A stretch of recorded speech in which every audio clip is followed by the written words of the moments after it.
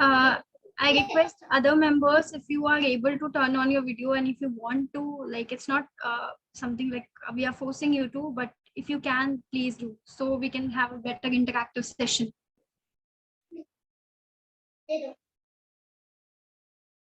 Especially the core team members of Umeed who joined today and the new HR interns.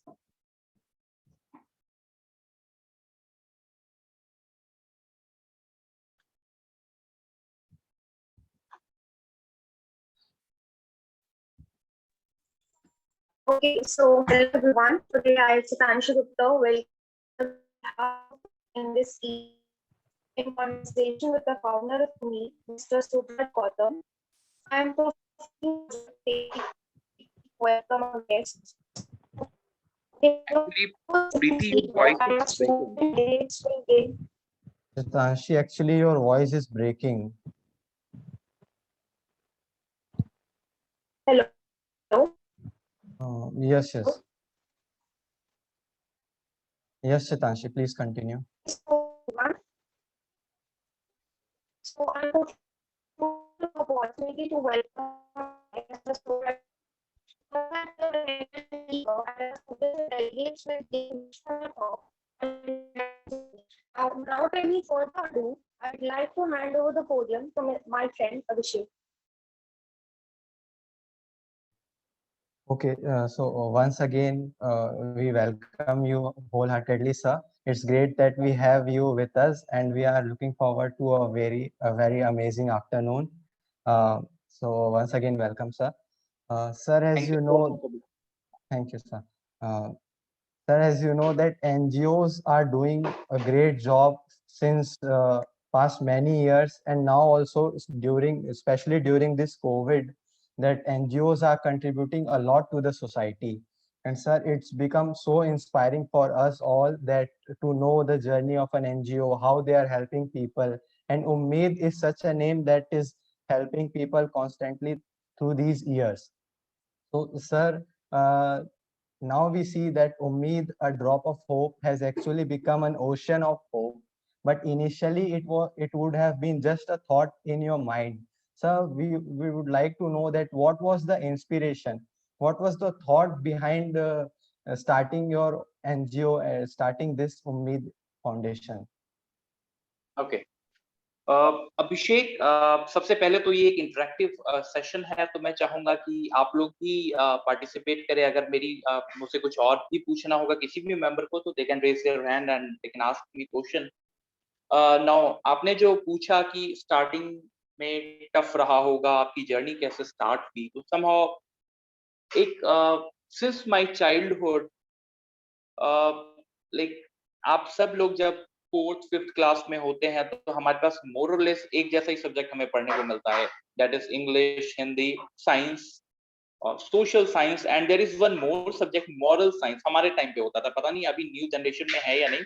There was an moral science. आप लोगों ने पढ़ा है जिसमें Yes, sir. like it was my favorite subject. Even my parents used to feel embarrassed कि यार ये कैसे किसी का फेवरेट सब्जेक्ट हो सकता है, मॉरल साइंस, जिसमें हम नॉर्मली पढ़ते थे कि हमें सीनियर्स को का ध्यान रखना चाहिए. लिटरली जब मैं छोटा था, मुझे अभी भी याद है, सेंट जेवियर स्कूल सहरसा से मैंने पढ़ाई की. बिहार का एक छोटा सा डिस्ट्रिक्ट है सहरसा. तो वहां पे अब कभी भी किसी ब्लाइंड को देखता था, I use to like hold his hand और उससे मैं रोड क्रॉस करवाता था. मेरे दोस्त मुझे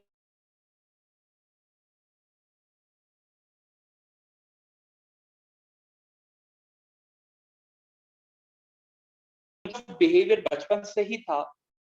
my father was school government, वहां पे 11th 12th को इंटर कॉलेज कहते हैं बिहार में, जगह जो गवर्नमेंट कॉलेजेस होते हैं, तो इंटर कॉलेज में लेक्चरर थे मेरे फादर, अभी भी हैं. और हमें गवर्नमेंट मतलब कि girls high school inter college का कैंपस मिला हुआ था. तो इट वाज लाइक अर्ली 2000, मेरे ख्याल से 2003 या 4 की बात होगी. तो वहां पे उस समय जंगल राज बिहार में कहलाता था कि like every crime were at its height, like दिन दहाड़े किडनैपिंग होना, छेड़छाड़ होना। तो हमारे यहाँ girls high school, inter college होने के नाते लड़कियां आती थी और हम छोटे थे उस समय, 9th 10th में पढ़ाई करते होंगे, 9th में 8th या 9th में पढ़ाई करते होंगे।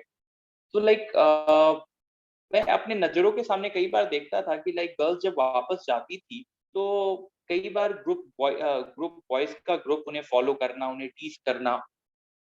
और उस समय लेट 90s और अर्ली 2000 में जितनी भी मूवीज़ बनती थी, वो सभी काफ़ी क्वाइट मोटिवेशनल मूवीज़ होती थी। आप अगर उस समय की मूवीज़ देखिएगा, और हर एक मूवी का कांसेप्ट मोर और लेस एक होता था कि हीरो होता है, हीरो समाज को, सोसाइटी को विलन से बचाता है। हर एक मूवी में मैसेज अल्टीमेटली यही होता था कि एक हीरो होता है, वो सोसाइटी को विलन से बचाता है। तो समहाउ वो सारी चीजें, रिसेंटली भी हमने कोई मूवी उस समय देखी थी, तो वो सारा चीज जो होता है ना, वो दिमाग में चलता रहता है। यार सनी देओल की मूवी देखना, उसमें ही used to do fighting with villains. तो सारा चीज रात में मूवी देखता था, सुबह देखता था कि छेड़छाड़ हो रहा है। आई वाज क्वाइट, एक अंदर से काफी एनर्जेटिक फील करता था, खुद को हीरो एज्यूम करने लगता था। आमतौर पे बच्चे करते हैं, जब वो टीनेजर होते हैं तो वो ऐसा करते हैं। They feel themselves they are super human. वो, उनको खुद को लगता है कि वो बाकियों से अलग हैं, दे आर मेड डिफरेंट। शायद आप सबके साथ ऐसा होता होगा। और वो बाकियों के, उनका फ्यूचर बहुत ब्राइट है और वो अलग हैं और वो बहुत कुछ कर सकते हैं। तो मैं भी उनमें से एक था, मूवीज देख के मोटिवेट होता था। और हमारे सामने में कई बार ऐसे इंसिडेंट हुए, and I used to go. कई बार, एक बार मेरी मदर, मुझे याद है वो इंसिडेंट, इसलिए आप लोगों से साझा कर रहा हूँ। एक बार मैं मदर के साथ रिक्शा से मार्केट जाने वाला था, तो मैंने अपनी मदर को बोला कि माँ आप 2 मिनट रुको, मैं आ रहा हूँ। और मदर के सामने में मैं चला गया, और मैं वहाँ पे 3-4 लड़के, उस समय यामाहा आरएक्स 100 बाइक थी, तो 2 बाइक से वो लोग फॉलो कर रहे थे एक लड़की को। वो लेट हो गई होगी शायद स्कूल से, तो क्राउड जा चुका था, वो पीछे से जा रही। तो मुझे वो चीज़ बहुत अजीब लगा। मुझे लगा कि नहीं, I should not tolerate this. मैं उस समय स्टैंड लिया, मैं वहाँ पे गया। मैं आगे का नहीं सोचा कि आगे मेरे साथ क्या होने वाला है। तो मैं वहाँ पे जाता हूँ, एंड आई सडनली उनके सामने खड़ा हो गया। तो दे स्टार्टेड, क्या ओए क्या है, तो आए तो भैया आप क्या कर रहे हो, ऐसे मत करो। तो मतलब कि उस समय जो मेरी दुर्गति होनी थी वो हुई अच्छी तरीके से। और मेरी मदद, वापस से जब वो पर्स लेके बाहर आई, तो देखी कि मैं पीट के वापस आ रहा हूँ। तो उस समय वो मुझे घर के अंदर ले जाके मेरी मदर ने और मुझे पीटा। तो इट वाज़ क्वाइट शॉकिंग। मेरे पेरेंट्स हमेशा मुझे बोलते थे कि लड़की की रिस्पेक्ट करो, गर्ल की रक्षा करो। हर किसी के पेरेंट्स, आप में से भी हर किसी के पेरेंट्स बोलते हैं। तो सबसे ज़्यादा जो हर्ट मुझे ये लगा कि मेरे पेरेंट्स ने पूरे जीवन में मुझे यही सिखाया, लेकिन आज मैं किसी को बचाने गया तो मेरी मदर मुझे क्यों पीट रही है? तो वो, मैं भी रूठ गया। रात में जब हम साथ में डिनर पे बैठे, तो मेरी माँ ने पूछा कि अभी तक बुरा माने हो क्या? मैं बोला कि आपने मुझे पीटा क्यों? तो मेरी माँ ने बोला कि देखो, तुम गए अच्छी बात है, लेकिन मैं, आपको कॉलोनी में और भी लोग देख रहे होंगे। ऐसा नहीं कि और भी कई मकान थे, और भी फैकल्टीज और भी स्टाफ के क्वार्टर्स थे, तो कई लोगों ने आपको देखा होगा, लेकिन कोई भी बाहर नहीं आया, कोई भी उनके मदद के लिए खड़ा नहीं आया। बस आप अकेले बेवकूफ की तरह चले गए। मैं बोला मम्मी इसमें बेवकूफ क्या, आप ही तो बोलते हो। बोले बेवकूफी है, आप अपने दोस्तों के साथ जाते तो मैं आपको नहीं रोकती, आप एक ग्रुप बना के जाते तो मैं आपको नहीं रोकती अच्छा काम करने से। लेकिन आपने बेवकूफी की, आप अकेले गए, पिट के आए, आपने उनकी मदद तो नहीं कर पाई। उस गर्ल की मदद कर पाए क्या आप? बोले कि नहीं, मदद तो नहीं कर पाए। बोले खुद पिट के आ गए, कुछ हो जाता आपको तो हमारे लिए तो आप ही एक बेटे हो। बोला हाँ, नहीं वो तो ठीक है। बोले कि आपको मैं नहीं रोकूंगी, बुरा मत मानना, लेकिन आप जिस दिन अपनी एक टीम बना करके ऐसी एक्टिविटीज करोगे, तो I will never stop you. Since that time मेरे दिमाग में ये कहीं ना कहीं था कि someday I will form such kind of group, जो कि नेताओं के पीछे एक, जो कहते हैं ना, काफिला में चलने वाले नहीं होंगे, जो सही राह पे और सही चीज करने के लिए हमारा साथ देंगे। एंड उस समय से दिमाग में था। दिल्ली आया। दिल्ली में पहली बार जब बिहार से एक छोटे से डिस्ट्रिक्ट का लड़का, जब दिल्ली में उसकी, हमारे पेरेंट्स ने डिसाइड किया कि 11th 12th में दिल्ली से करूंगा। तो पहली बार जब आने वाला था, तो आई वाज क्वाइट एक्साइटेड कि यार दिल्ली कितना सुंदर होगा, कितनी बड़ी बड़ी। इससे पहले मैंने सिर्फ दिल्ली को फिल्मों में और सीरियल्स में देखा था। तो मैंने, आमतौर पे लोग जब कहीं नई जगह जाते हैं, तो एक दिमाग में एक उसका एक ब्लूप्रिंट बना लेते हैं, एक एज्यूम करते हैं कि इतना सुंदर होगा दिल्ली, जैसा आप फिल्मों में देखते हैं, जैसा आप सीरियल्स में देखते हैं। तो उसमें तो अक्सर बड़ी चौड़ी सड़कें, बड़ी इमारतें दिखती थी हमें दिल्ली की। लेकिन जब हम ट्रेन से आए तो दिल्ली गाजियाबाद क्रॉस होने के बाद मैं बिल्कुल विंडो से चिपक गया कि भाई अब दिल्ली दिखेगा दिखेगा।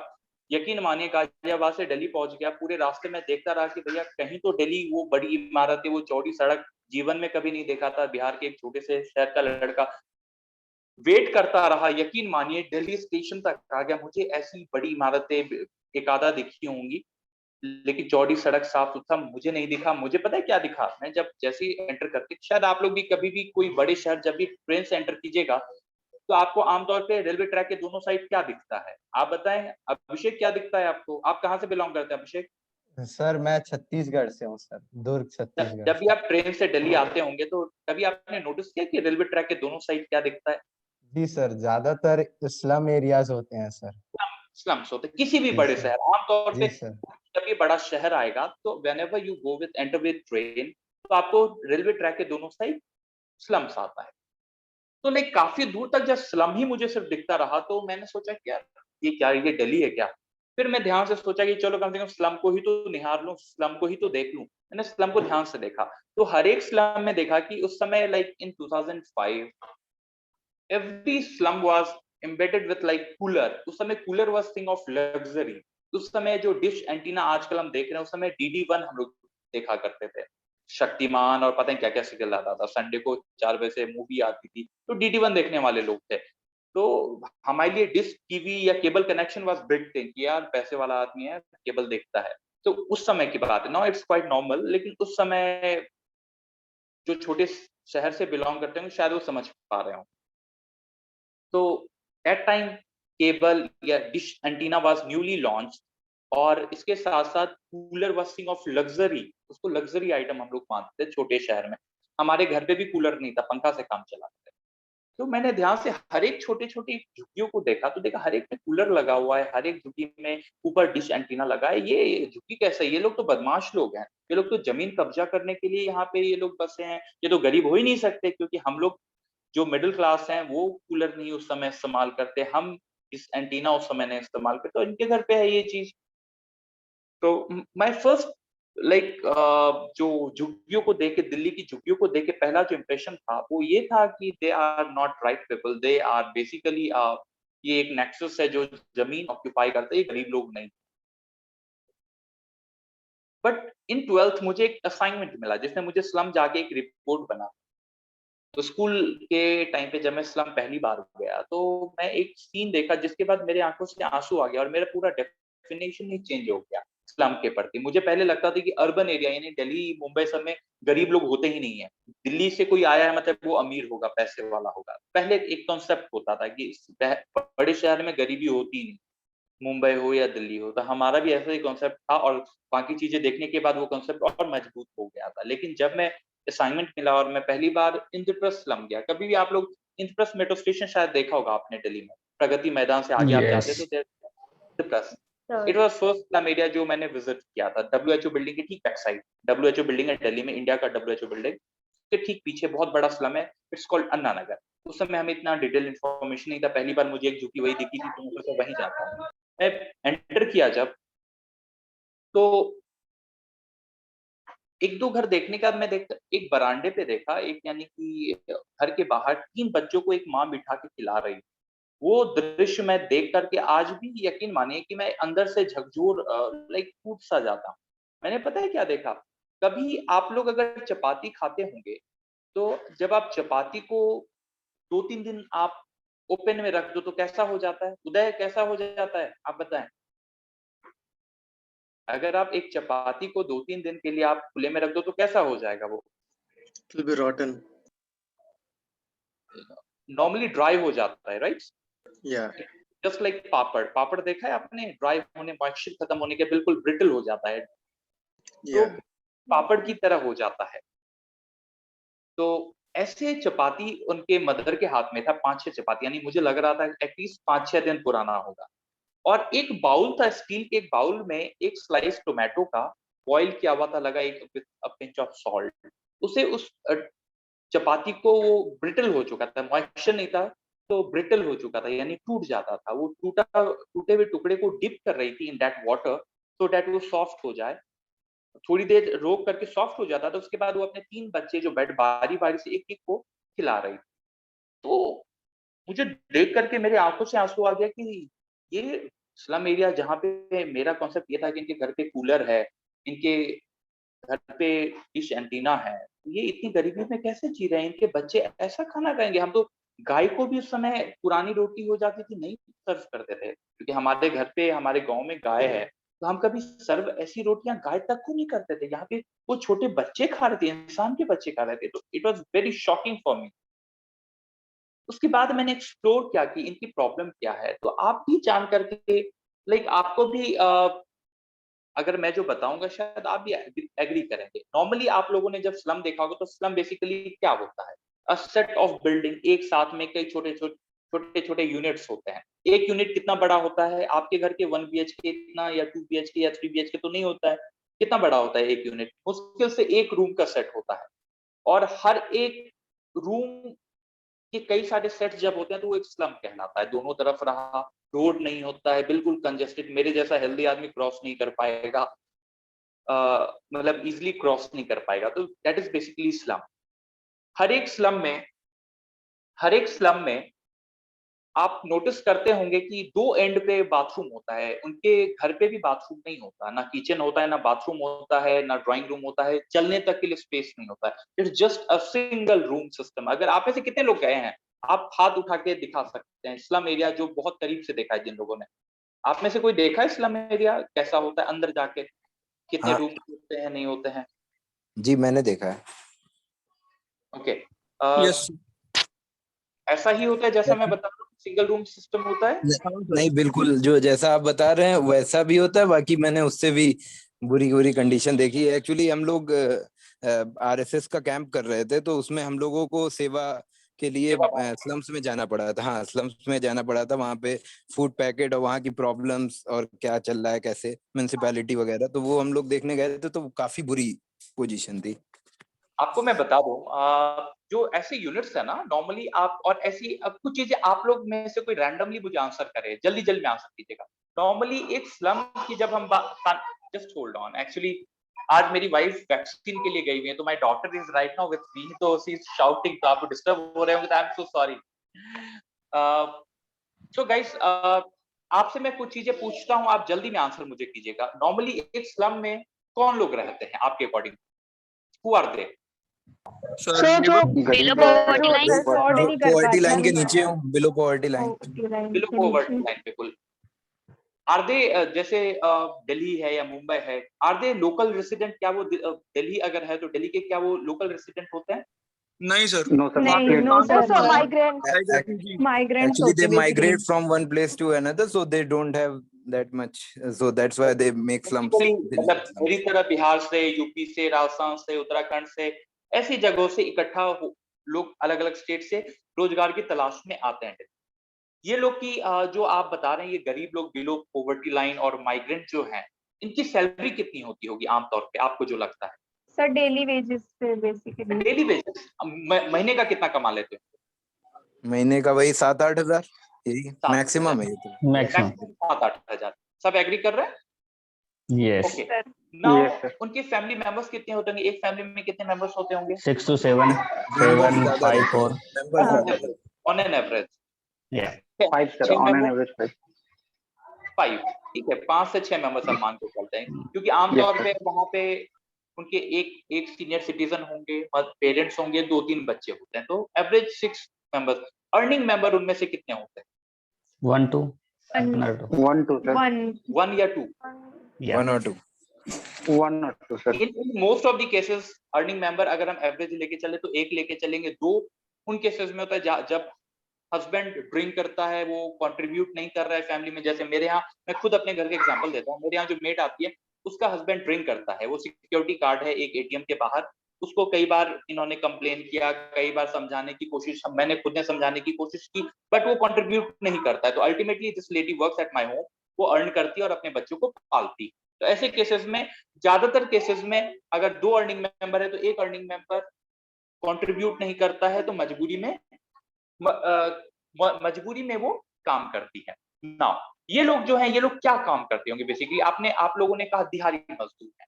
तो दिहाड़ी मजदूर बेसिकली क्या काम करते होंगे? पेंटर का काम करते होंगे, बरही का काम करते होंगे, लेबर साइड पे लेबर का काम करते होंगे, या इस तरीके का डेली वेज जो वर्क है, साफ सफाई का काम करते होंगे, या फिर किसी दुकान पे मजदूर का काम करते होंगे, सामान लाके देने का काम, इस तरीके छोटे मोटे काम करते होंगे, राइट? बिल्कुल। अब आप बताएं कि ये अपने 5-6 परिवार के लोगों के साथ क्या ये आपके जैसी कॉलोनीज में रह सकते हैं? No, sir. Not sir. possible. No, sir. Not Not possible. possible नहीं। आपके यहाँ अगर एक सिंगल 1 BHK भी होगा तो उसकी रेंट कितना रेंट होगा आमतौर पे 1 BHK? आप तो खैर 2-3 8, BHK में रहते 6, होंगे। 7. Sir, 6, 7. 5 to 6 Area wise Along depend with करता है सर.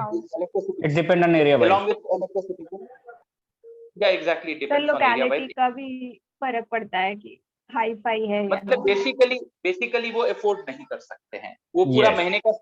पूरे Yes, sir. महीने का उसका सैलरी सिर्फ किराया देने में चला जाएगा। वो तो इवन इलेक्ट्रिसिटी बिल भी वो अफोर्ड करना उनके लिए मुश्किल होगा, राइट? आप एग्री Yes. कर रहे हैं? Yes Agree yes with you. तो वो कहाँ पे रहते हैं? स्लम्स में रहते हैं। ऐसे ही लोग रहते हैं स्लम्स में जो माइग्रेंट हैं, जो दिहाड़ी मजदूरी का काम कर रहे हैं, गरीबी Yes. रेखा के हैं, ऐसे लोग स्लम्स में आके रहते हैं। ऐसे ही लोग रहते हैं ऐसे लोग स्लम्स में रहते हैं। अब आप बताएं, ये लोग नॉर्मली 5 लोगों के साथ स्लम कैसा होता है? एक छोटा-छोटा रूम का एक सेट होता है। वो रूम कितना बड़ा होता है? आमतौर पे आपका जितना बड़ा बाथरूम होता है, उससे थोड़ा-सा मोर और लेस थोड़ा-सा बड़ा होता होगा या 4 by 4, 4 by 5 by 4. हाँ, एग्जैक्टली उस साइज का होता है। उतने एरिया में 5 या 6 लोग अगर रहेंगे तो इमेजिन कीजिए, इज इट पॉसिबल इतने छोटे रूम में 5-6 मेंबर सरवाइव करना? क्या ये प्रैक्टिकली पॉसिबल है? No. No, sir, but No, they sir. survive. No, पता sir. है नहीं है बट करना पड़ता है। और पता है वो कैसे सोते हैं? उनका बेड जो होता है ना बहुत ऊंचा सा होता है, ताकि या तीन नीचे. 4 मेंबर ऊपर सोते हैं, 3-4 मेंबर नीचे सोते हैं। इस तरीके से मैनेज करके सोते हैं। घर में ना किचन होता है, उसी में साइड में एक छोटा सा टेबल होता है जिसपे वो गैस पे खाना बनाते हैं। उनके बाथरूम 2 एंड पे होते हैं हर एक में, क्योंकि हमने 18 Your slum voice is breaking, adopt sir. किया हुआ है। हमने 18 स्लम एरिया पे we are working right now. तो हर एक मैक्सिमम स्लम्स में ऐसा ही कंडीशन है। जहाँ पे गवर्नमेंट बाथरूम भी है, तो वहाँ पे 2 एंड पे 2 बाथरूम है।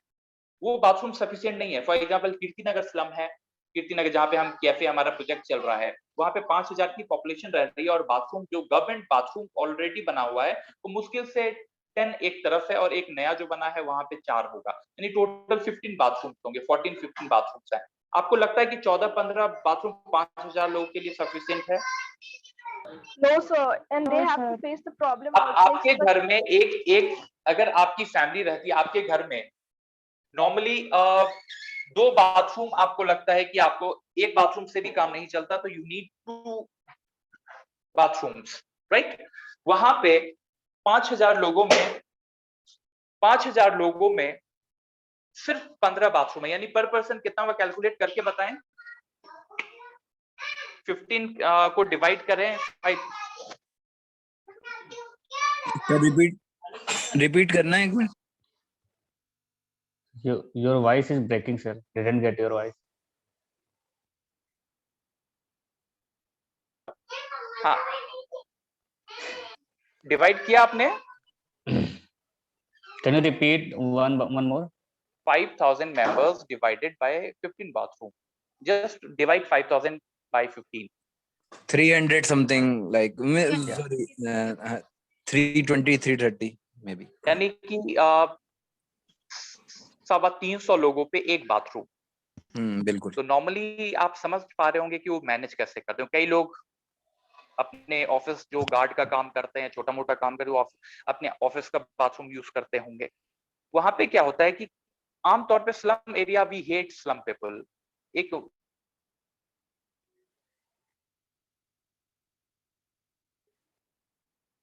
वो ने जीना हराम कर रखा है, this is common language. But practical thing is क्या, स्लम एरिया मतलब लोगों को लगता है गंदगी, यार इनको सेंस नहीं है रहने का, यार ये इंसान नहीं जानवर है यार, बताओ जहाँ पे हम रहते हैं वहीं पे सड़क पे बाथरूम करते हैं। ऐसे लैंग्वेज आप लोगों ने भी सुने होंगे, कई बार सुना है आपने। आमतौर पे इन जनरल कई लोग ऐसे लैंग्वेज यूज करते हैं, लेकिन प्रैक्टिकल थिंग इज कि जो बड़े लोग हैं वो एटलीस्ट दे कैन कंट्रोल, लेकिन छोटे बच्चे जो झुग्गियों में होंगे, इतने कम बाथरूम में इतनी सारे लोग, क्या वो आपको लगता है कंट्रोल कर पाएंगे बाथरूम में? लाइन लगती है वहां पे। तो मजबूरी में व्हाट दे डू इज कि आसपास जो सड़क दिखा, पार्क दिखा या जो ओपन स्पेस दिखा, दे जो छोटे बच्चे हैं वो बाथरूम की तरह यूज करते हैं इसे। ये हमारे सिस्टम की कमी है, हमारी कमी है। हम उनकी प्रॉब्लम समझने के बजाय उन्हें हम कोसते हैं। सेम थिंग है उनके घर की बात करें, एक छोटे से कमरे में अगर 5 से 6 लोगों को रख दिया जाए, तो like people will get mad, mentally वो डिस्टर्ब हो जाएंगे, नहीं होंगे? एक इमेजिन कीजिए आपके एक बाथरूम में अगर 5 लोगों को 24 घंटे के लिए रखा जाए, क्योंकि आपके घर में स्पेस भी नहीं है, आप बालकनी में नहीं बैठ सकते, लिविंग एरिया में नहीं घूम सकते, आपके घर के बाहर स्पेस इतना नहीं है कि सड़क पे आप वॉक भी कर सको, तो what you will do, you आपको घर में ही मजबूरी में रहना पड़ेगा। एक बाथरूम जितने बड़े कमरे में अगर 4 से 5 लोग को 24 घंटे के लिए रहना पड़े, तो आप पागल हो जाएंगे या नहीं होंगे? हो जाएंगे। उस केस में Yes. उनके लिए जो टेलीविजन है ना, टीवी जो है, TV plays very important role. वो जो टीवी है और वो जो डिश एंटीना दिख रहा है, वो नहीं होगा तो वो वाकई में उनको कई सिंड्रोम्स हो जाएंगी, कई तरह की मेंटल डिसऑर्डर हो जाएगा उन्हें। तो वो उन्हें प्रोटेक्ट करता है। एटलीस्ट वो पूरे दिन वो बच्चे बाहर खेल नहीं सकते, पार्क तो है नहीं उनके आसपास, जिम है नहीं, ओपन एरिया है नहीं, छत है नहीं जहाँ वो जाके बालकनी में बैठ नहीं सकते। तो वो टीवी देखते हैं, टीवी देख अब मुझे समझ में आने लगा कि वो जो टीवी हमने देखा था कि डिश एंटीना और टीवी, वो लग्जरी आइटम उनके लिए नहीं था, उनके लिए बेसिक नीड है वो। हो सकता है हमारे लिए एडिशनल है कि हम हमारी इच्छा हो तो टीवी देखेंगे, हम टाइम पास के लिए देखेंगे, लेकिन वो उनके लिविंग का लाइफस्टाइल का पार्ट है वो उनके बिना नहीं रह पाएंगे। दे विल गेट मैड, वो पागल हो जाएंगे। इमेजिन कीजिए कि ससुर भी वहीं पे है, उनकी बहू भी उसी कमरे में है, बच्चे भी वहीं पर 24 घंटे एक दूसरे की शक्ल देख रहे हैं, तो दे विल गेट मैड। तो उनके लिए वो टेलीविजन जो था, that was not thing of luxury. उसी तरीके से वो जो कूलर हमने देखा, तो उसके बाद लोगों से पूछा हमने, तो लोगों ने बताया कि सर इतने छोटा कमरा होता है ना, तो कई बार सफोकेशन हो जाता है। बात सही है। अकेले बाथरूम में अगर आपके यहाँ अगर एक एग्जॉस्ट ना हो तो you will feel suffocation, suffocate suffocation आपको लगेगा। तो एक बाथरूम इतने बड़े कमरे में अगर 5-6 लोग रहेंगे तो उनका दम घुट जाएगा, सफोकेशन से उनका दम घुट जाएगा, तबीयत खराब हो जाएगी, बच्चे बीमार पड़ जाएंगे। तो कूलर जो है वो व्हाट उसकी एक यूनिक फीचर ये होती है कि वो अंदर का हवा बाहर फेंकता है और फ्रेश एयर अंदर देता है। तो that's why they use cooler. तो मुझे कई चीजें लगा कि नहीं, तो दैट्स व्हाई कॉन्सेप्ट, जब हम कोई भी काम करते हैं और जब हम अंदर घुस के काम करते हैं, तो हमें कई चीजों के बारे में पता चलता है और हम धीरे धीरे उस चीजों को समझने लगते हैं। तो मेरा पहला मिसकंसेप्शन ये था कि ये गलत लोग हैं, लेकिन जब बाद में रियलाइज किया तो like they were really needy, और उनकी कंडीशन गांव के लोगों से ज्यादा बदतर थी। गाँव के लोग फिर भी उनको बेसिक चीज़ मुहैया हो जाती है, लोग पीपल आर वेरी काइंड, वो उन्हें मदद कर देते हैं। लेकिन शहर में आप भीख तक घर-घर जा भी नहीं सकते, अच्छे एरिया में आप जाइए तो उनका गार्ड आपको भगा देगा। तो उनके लिए, यहाँ के पुअर्स के लिए सर्वाइव करना और भी ज़्यादा डिफिकल्ट है। स्लम्स के लोगों की लाइफ रूरल एरिया से बहुत ज़्यादा डिफरेंट है, बहुत ज़्यादा बुरी कंडीशन, यहाँ पीने को पानी नहीं है उनके लिए। तो दिस इज़ द कंडीशन। फिर मैं आफ्टर 12th मैंने एमिटी यूनिवर्सिटी से बीएससी ऑनर्स बायोटेक किया। उस दौरान एक इंसिडेंट हुआ मेरी लाइफ में, जिसके बाद मैंने एक एज अ यूथ क्लब उम्मीद को स्टार्ट किया। हमने कभी सोचा नहीं था कि one day it will form a NGO, या ये हमारे दिमाग में था। कभी भी ये सारी चीजें हमारे दिमाग में नहीं आई थी। तो सिंपली जब मैं जयपुर गया तो एक बार एक इंसिडेंट हुआ विंटर में। आप वेबसाइट पे पूरा इंसिडेंट लिखा हुआ है, टाइम बहुत ज्यादा टाइम लग जाएगा आपको, मगर मैं अगर स्टोरी सुनाऊंगा तो उस इंसिडेंट के बाद मुझे लगा कि नहीं, मुझे लोगों को एक कॉन्सेप्ट, एक आइडिया आया मेरे पास कि हम लोग जितने भी यूथ हैं, सिर्फ यूथ अगर अपना पुराना कपड़ा इकट्ठा करे और अपने घर वालों का कपड़ा इकट्ठा करके, यूथ की परसेंटेज पूरे अगर इंडिया में देखिए तो कितने परसेंट यूथ होंगे? सबसे ज्यादा यूथ है।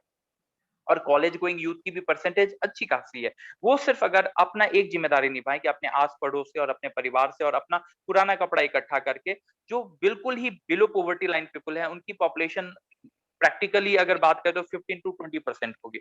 वो 15 से 20% लोगों तक वो पुराना कपड़ा पहुंचा दे तो उनकी कपड़े की प्रॉब्लम सॉल्व हो जाएगी। आमतौर पे मैं एमिटी में पढ़ता था तो मैं देखता था कि हमारे फ्रेंड जो हैं, वो एक टी शर्ट को मुश्किल से मुश्किल 8 से 10 बार पहनते थे, उसके बाद they used to throw it.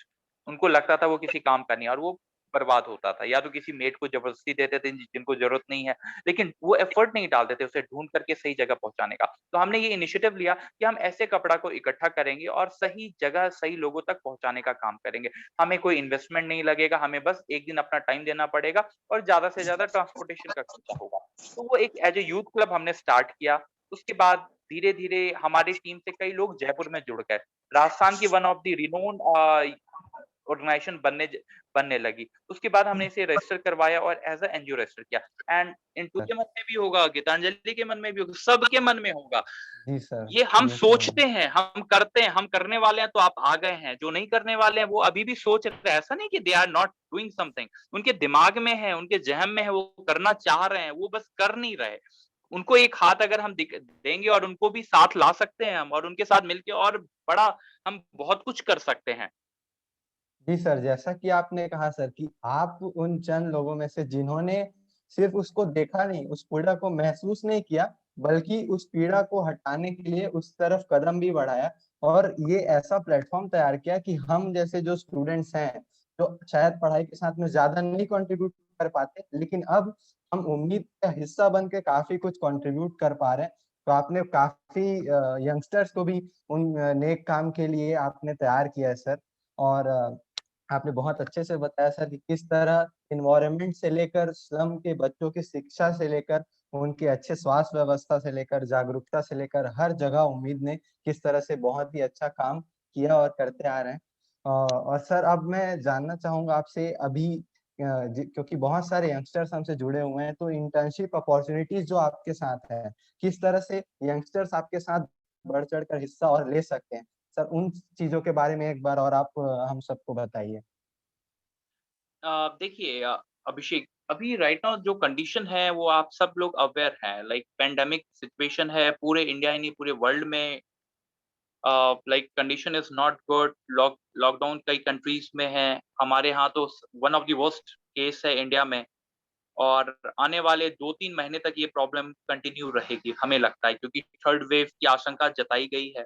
तब तक शायद स्कूल का, कॉलेजेस का या ओपनली लोगों का निकलना शायद फ्रीली पहले की तरह मुश्किल होगा until vaccination is completed। और वैक्सीनेशन कंप्लीट होने के लिए at least I think it will take 3-4 months time, specially for youth. तो लाइक इस सिचुएशन पे क्या हमें घर बैठ जाना चाहिए क्योंकि हम बाहर नहीं निकल सकते? हमारी टीम तो ऑलरेडी वर्क कर रही है। जैसे जो अभी भी हमने वापस से राशन डिस्ट्रीब्यूट करने का वर्क स्टार्ट किया।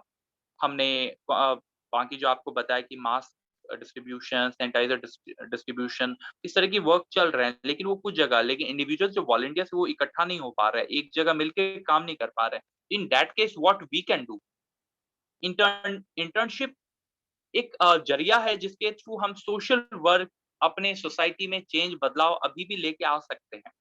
क्योंकि हम हो सकता है टीम एक साथ मिलके पहले की तरह काम नहीं कर पाए, लेकिन हम इंडिविजुअल लेवल पे हम अपना कंट्रीब्यूशन अपने एरिया में, अपने गांव में, अपने शहर में, जहां कहीं भी हम मौजूद हैं, वहां पे हम अपना कंट्रीब्यूशन कर सकते हैं in form of internship. Internship में हम अलग अलग टास्क देते हैं। टास्क आपको कंप्लीट करना होता है। एक बेसिक डिफरेंस है वॉलंटियरशिप और इंटर्नशिप में। पता है आपको क्या वो डिफरेंस है? Can anybody tell me? एक वॉलंटियरशिप जो होता है वो आप अपने विल से करते हैं, अपनी इच्छा से करते हैं। दैट इज नॉट एक वॉलंटियरशिप में आपका जो पर्पस होता है, ऑब्जेक्टिव होता है, वो सोशल वर्क होता है, समाज की सेवा होता है। बट इंटर्नशिप अलग है वॉलंटियरशिप में। वॉलंटियरशिप में आप एक फिक्स ड्यूरेशन के लिए करते हैं, लेकिन वॉलंटियरशिप जो होता है वो एक फिक्स ड्यूरेशन के लिए नहीं होता है। इंटर्नशिप में आप अपने स्किल को इनहेंस के लिए करने के लिए आप इंटर्नशिप करते हैं। आप सोशल वर्क के लिए इंटर्नशिप नहीं करते, आप अपने स्किल को इनहेंस करने के लिए। आप अभी सभी स्टूडेंट घर बैठे हुए हैं, उनके कॉलेजेस बंद हैं, क्लासेस नहीं हो रही। इन दैट केस स्टूडेंट के लिए एक ऑप्शन है, वो प्रोफेशनली कई काम करके, कई असाइनमेंट करके they can get work experience और ऑथराइज्ड वर्क एक्सपीरियंस सर्टिफिकेट उन्हें मिल सकता है। जो कि और कहीं ना कहीं जब उन पे एक प्रेशर होता है कि you have to do this task, तो वो उसको बेटर कर सकते हैं। अगर वो टास्क नहीं होगा, उनको वो एक प्रेशर नहीं होगा, तो वो कैजुअली लेंगे। तो दैट्स व्हाई हमने ये इंटर्नशिप को फोकस किया है। इंटर्नशिप के जरिए ये पैन इंडिया इंटर्नशिप है। इंडिया के किसी भी कोने में कोई भी आपका फ्रेंड है, आपकी कलीग है, कोई भी कहीं से भी कर सकता है। 4 वीक्स का होगा ये, इसमें हर वीक अलग अलग टास्क होंगे। Task will be quite different होगा, वेरी करेगा वो, जब आप अप्लाई करेंगे तो आपको मेल में आ जाएगा। टास्क कुछ प्लांटेशन से रिलेटेड होगा, यानी basically reduce, reuse and recycle जो कॉन्सेप्ट है उससे रिलेटेड होगा, प्लांटेशन से रिलेटेड होगा। कुछ टास्क हो सकता है क्योंकि हम ये सैनिटाइजेशन जो वर्क है, या फिर कई वेंडर्स हैं वो अभी भी मास्क पहनना उसको इम्पोर्टेंस नहीं दे रहे हैं, तो उन सब चीजों, उनको मास्क प्रोवाइड करना, उनको ग्लव्स देना, उनको उनका इम्पोर्टेंस बताना। बेसिक कई वेंडर्स हैं जो अभी भी हाइजीनिक नहीं रहते। आमतौर पे हम जो अपने स्ट्रीट वेंडर्स हैं, अच्छे सोसाइटी वाले, नॉर्मली एक middle class, upper middle class उन्हें प्रेफर नहीं करता खाना, क्योंकि वो कई बार क्या होता है, गंद, सब कुछ अच्छा, टेस्ट अच्छा होगा लेकिन गंदगी रहती है, तो हम उनको वो गाइडेंस कर सकते हैं।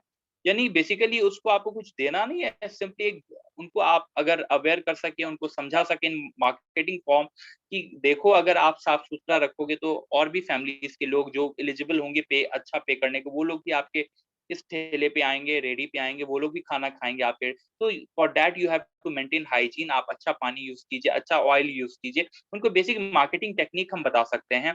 अगर वो गोलगप्पे दे रहे हैं तो ग्लव्स पहन के दें, स्वेटिंग है तो मतलब कि हेयर फॉल हो रहा है तो हेयर कैप पहने। इस तरीके की बेसिक गाइडेंस, और उनसे उनको क्या फायदा होगा, कैसे फायदा होगा, इस तरीके की चीजें हम किसी एक रेडी वाले को अगर हम गाइड करके उनको सही दिशा दिखा दिए, अल्टीमेटली हम एक इंडियन मार्केट को, इंडियन इकोनॉमी को एक तरह इनडायरेक्ट वे में हम सपोर्ट करेंगे। इस तरीके की एक्टिविटीज होंगी इंटर्नशिप में, और इसके लिए आप सबको एक इम्पोर्टेंट वर्क भूमिका अदा करनी पड़ेगी। आप सबको इस इंटर्नशिप को one of the most successful part बनाना है, क्योंकि हम चाहते हैं कि जितने इंटर्न्स हो पाए उतना हमारे ऑर्गेनाइजेशन के लिए अच्छा रहेगा, उतने बड़े लेवल पे हम इंडिया में चेंज ला सकते हैं। अगर सोचिए कि अगर हमारे पास इन सिर्फ 1 महीने के अंदर 5000 इंटर्न्स अप्लाई करते हैं और 5000 इंटर्नशिप करते हैं, तो 5000 इंटर्न्स के और हर एक इंटर्न को हम टारगेट देते हैं कि उनको 4 पेड़ लगाना है, they have to adopt 4 trees, या उनको लगा के उनको अडॉप्ट करना है। तो अगर 4 पौधे एक इंडिविजुअल लगाता है, और पूरे इंडिया में अगर अलग अलग डिस्ट्रिक्ट से हमारे पास 5000 एप्लीकेशन आते हैं,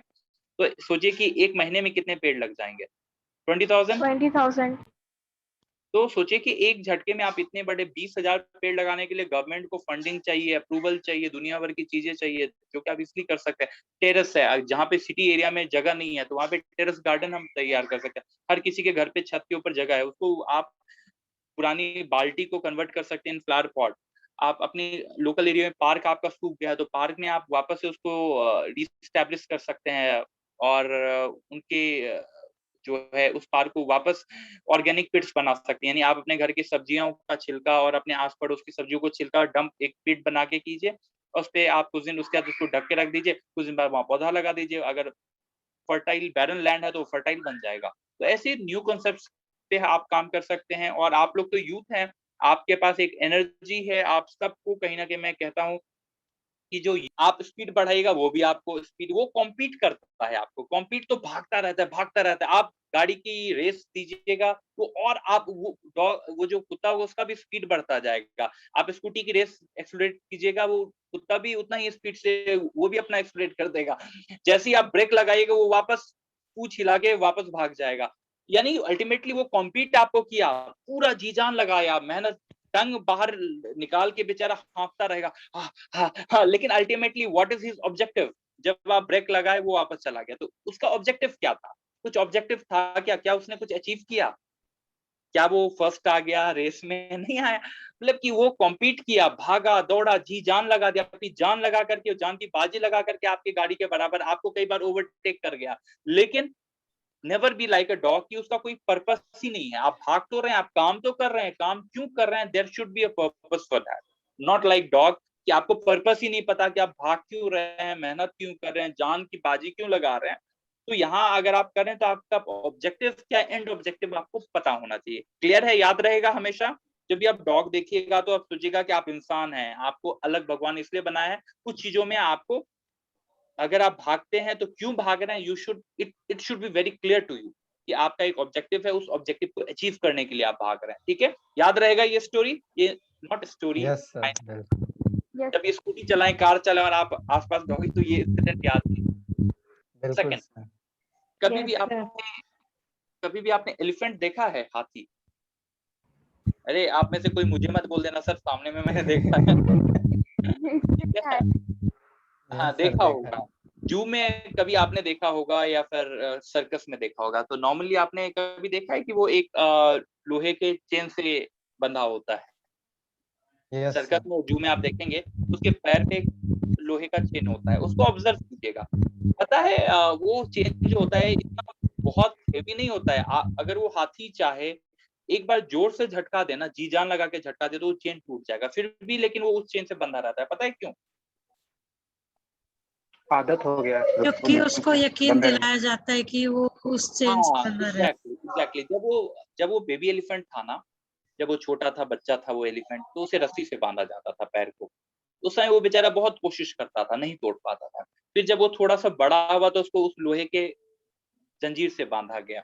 तो उस समय भी वो बेचारा उस समय उतना पावरफुल नहीं था, छोटा-सा था, टीनेजर एलिफेंट होगा, मतलब हमारे एज में टीनेजर समझ जाइए।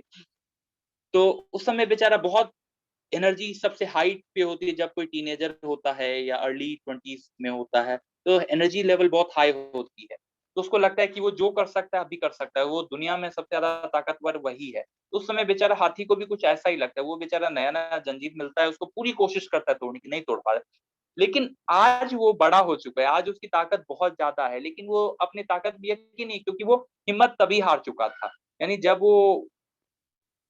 जब लोहे की जंजीर उसे बांधी गई थी, उस समय ही उसने बहुत कोशिश की तोड़ने की।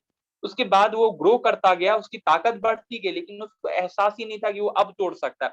ही गिव अप। उसने उम्मीद ही छोड़ दी। तो ऑलवेज बी बहुत ही अच्छा लग रहा है आपसे ये सारी बातें सुन के, और बहुत इंस्पायर हो रहा है हम सब। और सर, अब हम अपनी कड़ी में आज अंत की तरफ आ चुके हैं, और अभी मैं जितने भी हमारे साथ वॉलंटियर्स जुड़े हैं, स्टूडेंट्स जुड़े हैं, उन सभी से रिक्वेस्ट करना चाहूंगा, अगर उनके मन में कोई भी सवाल हो जो आप सर से पूछना चाहें तो आप बिल्कुल पूछ सकते हैं।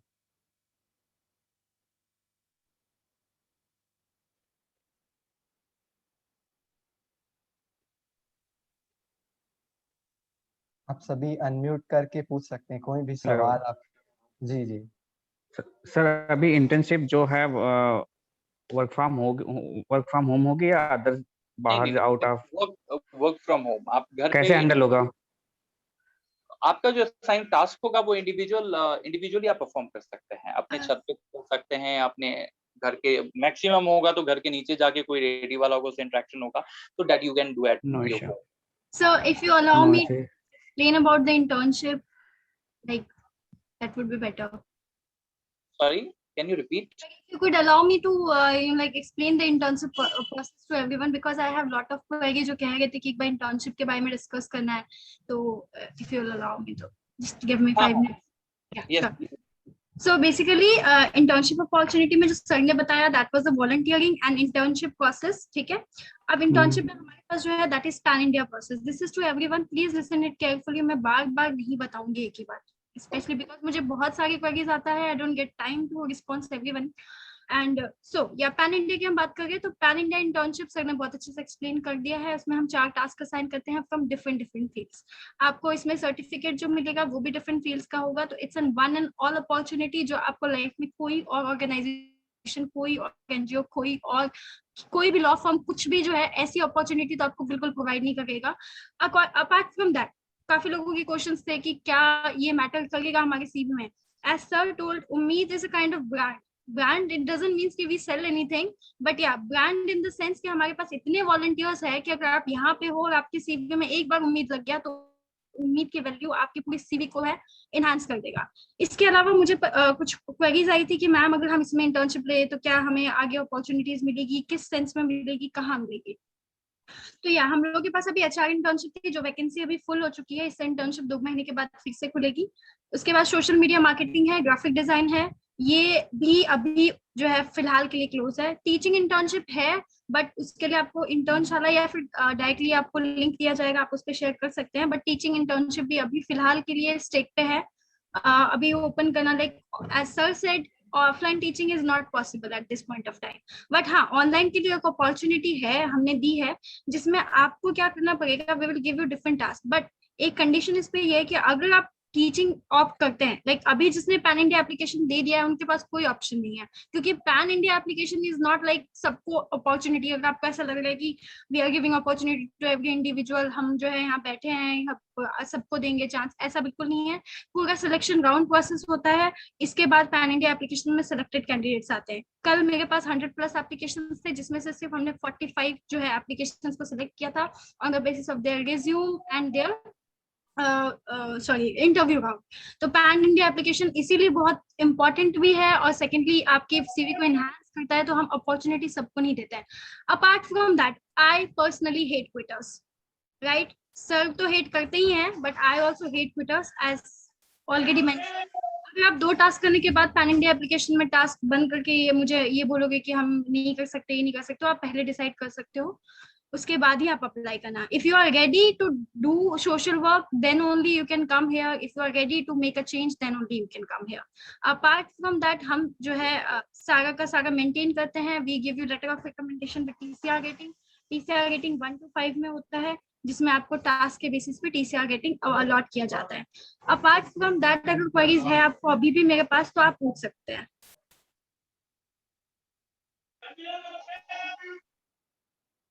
Akshita, there is one more thing. Yes sir. Okay, actually आपको मैं बता दूं कि मैं खुद भी TEDx स्पीकर रहा हुआ हूँ। TEDx का सुना है आपने? TED Yes, sir. Talk? Yes, Yes. following. Yes. मैं TEDx स्पीकर रहा हुआ हूँ। कई मैक्सिमम शायद ही DU का कोई ऐसा कॉलेज होगा जहाँ पे एज अ चीफ गेस्ट या गेस्ट लेक्चरर नहीं गया होऊंगा। मैक्सिमम जगह मैं जाता रहता हूँ, और यकीन मानिए लाइक हम अपने ऑर्गेनाइजेशन में एक सिंप्लिसिटी है हमारे यहाँ। काम को लेके we are quite serious. We keep, हम अपने आप को बहुत महान, बहुत ऊपर, बहुत ऊंचा नहीं दर्शाते हम लोग। We believe in our work. आपको पता आपको पता होना चाहिए कि हमसे कई बड़ी कंपनीज, कॉलेजेस हमारे टाई अप में है। इवन ऑक्सफोर्ड जो है, ऑक्सफोर्ड की टीम हमारे साथ काम कर रही थी। लेकिन फ्रॉम लास्ट 5 years हमने बाहर की जितनी भी बाहर के पहले फॉरेन इंटर्न्स, आप बहुत पहले का अगर उम्मीद का आप देखिएगा प्रोफाइल, तो यू सी कि बहुत सारे फॉरेन इंटर्न्स हमारे पास आते थे। लेकिन फ्रॉम लास्ट 5-6 years हम उनको एंटरटेन नहीं कर रहे। उसका कारण है, for me my country comes first, उसके बाद कोई और कुछ भी चाहे वो मेरे लिए सबसे पहले मेरा देश आता है। फॉरेन इंटर्न्स आए थे, उनके साथ मेरा एक्सपीरियंस कुछ पॉजिटिव नहीं रहा। सिंस लास्ट 6 years हमने कंप्लीटली उसे कि चाहे कुछ भी हो जाए, हमारे देश के यूथ हैं, लाइक युवा हैं, वो देश को आगे बढ़ाएंगे। हमें एक्चुअली क्या हुआ था कि मैक्सिमम लोग जब वापस अपने होम टाउन जाते थे, अपने होम कंट्री जाते थे, तो they used to write a blog, और मैक्सिमम ब्लॉग्स वो मुझे लिंक देते थे, तो मेरे पास टाइम नहीं होता था पढ़ने का। तो पहले 3-4 साल तो हमने कभी पढ़ाई नहीं की, यार वो क्या लिख के दे रहे हैं, नहीं दे रहे हैं। माय टीम मतलब वो मुझे पर्सनली मेल करते थे, और I never used to like read it. यार ठीक है, लिखा होगा, दैट्स अप टू देम, क्योंकि आपको मैंने बताया कि हजारों में हमारे पास एप्लीकेशंस आती थी। लेकिन एक बार मैंने एक रैंडमली मेल चेक करते हुए मैंने एक ब्लॉग क्लिक किया। उस ब्लॉग में उन्होंने उनका जो कंप्लीटली वर्क था, इंडिया के बारे में एक ऐसा उन्होंने प्रोजेक्ट करने की कोशिश की कि इंडिया बहुत गरीब देश है, बहुत लोग गंदे रहते हैं। यहाँ पे एक सड़क पे आपके बगल में से गाय भी चलती है, और वहीं बगल में आपके स्ट्रीट डॉग भी चलता है। तो यहाँ पे सिविलाइजेशन बहुत ज्यादा मॉडर्न नहीं है, अभी डेवलपमेंट में बहुत टाइम लगेगा। तो वो हमारी सोच और उनकी सोच में बहुत फर्क था। वो हमें सिर्फ उन पूरे ब्लॉग में हमें ये दिखाया गया कि इंडिया के प्रति लोगों की सिंपैथी, गरीबी, अनहाइजीनिक, और मतलब कि बेसिकली अनपढ़ गवार हमें ऐसा प्रोजेक्ट किया जा रहा था कि हम पढ़े लिखे तो कुछ तबका है, लेकिन ज्यादातर तबका, जो मेजर तबका है, वो बहुत अनहाइजीनिक रहता है। हमारे यहाँ पॉवर्टी बहुत ज्यादा है। तो अल्टीमेटली मैंने फिर बाकी भी ईमेल्स मैंने पिछले 2-3 साल के ओपन करके पढ़े कि उन लोगों ने क्या क्या ब्लॉग में लिखा है, लिंक उनका ओपन किया। मैक्सिमम 99% ब्लॉग में सिर्फ इंडिया की बुराई, इंडिया की कमी लिखी हुई थी। सिंस दैट टाइम हमने उन्हें एंटरटेन करना बंद कर दिया। जहां तक रही हमारे सर्टिफिकेट की वैल्यू, तो आपको मैं बता दूं कि हर साल अक्षिता के पास तो ईमेल एसेस होगा मेरे ख्याल से, ऑफिशियल ईमेल आईडी का। तो अक्षिता, आप आज एक बार वापस से आप इनबॉक्स में जाके पढ़िएगा। हर साल हमारे अराउंड 10 to 12 जो वॉलंटियर्स या इंटर्न्स होते हैं वो IIM में सेलेक्ट होते हैं हर साल। आपको मैं लाइक टॉप इंस्टीट्यूशंस जितने हैं, टाटा का हो या फिर जितने भी टॉप इंस्टीट्यूशंस है, उनका सिलेक्शन आपको हमारे ईमेल पे अक्षिता देख करके आपको बता देंगे कि कितने सिलेक्शन होता है। हमारे अभी के लास्ट ईयर शशांक शेखर सिंह जो IPS बने हैं, he was our volunteer from Aurobindo college. इससे पहले Ansar Srivastava, youngest like BSF में equivalent to IPS, there is one more exam, तो youngest all over India, newspaper में हेडलाइन में आया, and he was our volunteer from Satyawati college. तो आपको मैं गिनती नहीं करा सकता कितने सारे हमारे IAS IPS सीनियर्स हैं, डॉक्टर्स हैं, अलग अलग जगह जब आप जाएंगे, आप कॉर्पोरेट में एंटर कीजिएगा और आपके CV में उम्मीद का लिखा होगा, तो आपके कई सीनियर्स आपके you have worked with us, आपकी ग्रेडिंग कितनी थी, आपकी रैंकिंग कितनी थी, और सारा डिटेल उनको दिया जाता है। तो उनके लिए क्वाइट इजी होता है क्योंकि हम ग्रेडिंग के साथ उनको प्रोवाइड करते हैं, तो उनके लिए बहुत इजी होता है, तो इसलिए वो प्रेफर करते हैं। प्लस कई ऐसी HR कंपनीज हैं जो हमारे साथ टाई अप में है, जो कि आगे आपके प्लेसमेंट में भी काम आ सकती है। कई ऐसे एजेंसीज हैं क्योंकि उनको एक साथ बल्क में ह्यूमन रिसोर्स मिल जाता है हमारे यहाँ। चलिए, thank you so much. Sir एक क्वेश्चन था आपसे। हाँ सर मैं अभी 1 साल से कॉलेज एम्बेसडर हूँ उम्मीद की तरफ से। मेरे अंडर मतलब 60+ लोग काम कर रहे हैं, मतलब अभी दिल्ली में। आप कौन से कॉलेज से हैं? Sir Kasturi Ram college, IP university. From last 1 year? Yes sir, I was appointed by Abhilasha ma'am, last अच्छा, HR जो थी। लॉकडाउन के बाद तो हमारी एक्टिविटीज काफी कम हो रही है। नहीं सर, इंडिविजुअल और पर्सनल लेवल पे हम लोग करते रहे थे सर वहाँ पर। उससे पहले हमने ओल्ड एज होम में भी वहाँ पे इवेंट्स कराए थे। ओके, हाँ वो हमने देखा हुआ है। गुड। हाँ सर, शायद आपको याद होगा। तो सर अभी हम लोग इंडिविजुअल लेवल पे सर काम करते हैं। जैसे मैं तो खैर यूपी में रहता हूँ अभी, क्योंकि घर यूपी में है मेरा, मुरादाबाद में। सर यहाँ पे भी इंडिविजुअल लेवल पे काम होता रहता है। बाकी दिल्ली में जो मेरी टीम है वो भी करती रहती है। गुड। तो सर इस इंटर्नशिप में हम लोग क्या रोल प्ले कर सकते हैं सर? आप मेरे को बता दीजिए, अगर मैं हेल्प कर सकता। बिल्कुल है मतलब। हाँ, अक्षिता से आप पर्सनली एक बार बात कर लीजिएगा। इंटर्नशिप का सारा डिटेल आपको मेल के थ्रू भेज दिया जाएगा, क्योंकि एक आपके डाउट है तो आप पूछ सकते हैं, नहीं तो अदरवाइज उसका डाउट क्या नहीं है पैटर्न मेरे होगा। को, हाँ। बस ये कंफर्मेशन चाहिए थी कि अगर और वॉलंटियर्स लाने हैं, लाइक सर, क्योंकि अभी यूपी में उम्मीद का इतना वो नहीं है। हाँ, यहाँ पे मुरादाबाद में जहाँ पे मैं रहता हूँ वहाँ पे मैंने थोड़ा चालू कर दिया है, तो यहाँ पे तो अवेयरनेस है इस मामले में। Very good. देखिए, हमारा मकसद ये है कि जो हमारा नॉलेज फॉर ऑल हमारा प्रोजेक्ट है या फिर हमारी इंटर्नशिप है, ये इंडिया के मैक्सिमम जितने अलग अलग एरियाज में हो सके उतना अच्छा होगा, क्योंकि अल्टीमेटली हमारा ऑब्जेक्टिव है वो फुलफिल होगा। तो हमारा तो ऑब्जेक्टिव है ही, दैट्स व्हाई हम सोशल मीडिया प्रमोशन पे की भी बात कर रहे हैं। सोशल मीडिया मार्केटिंग टीम है, और उसके लिए आपको डिटेल जो है, आपको कैसे इन्वॉल्व करेंगी वो आपको अक्षिता है, वो आपको कंप्लीट डिटेल बता देंगी। आपका क्या वर्क होगा, कैसे आप आगे कंट्रीब्यूट कर सकते हैं, वो सारा डिटेल आपको अक्षिता अब ब्रीफ कर देंगी। और अक्षिता, आप यहाँ हैं?